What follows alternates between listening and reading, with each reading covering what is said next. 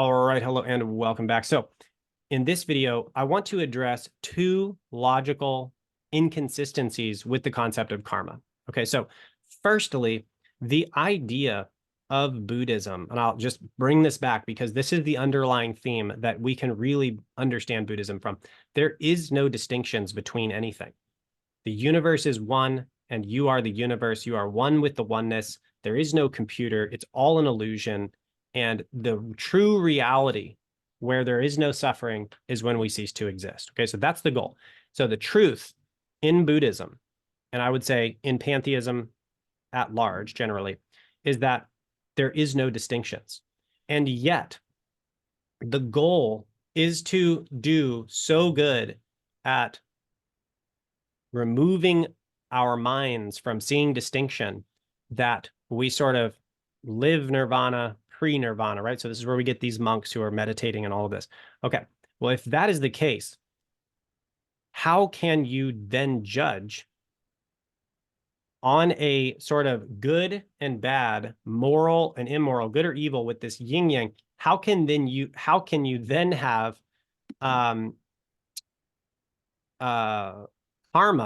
come in with a distinction between good and bad?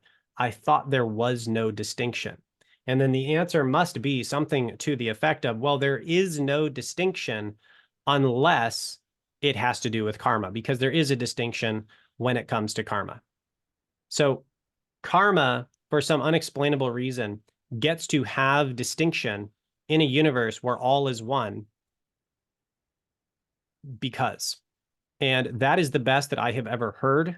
I have never heard any sufficient examples or answers to understand. And this isn't to say they don't have them, but also this does seem to be a very challenging contradiction within the worldview. If the worldview says there are no distinctions, and then the worldview is itself judged by a distinction, that seems to be self-refutatory, like it refutes itself.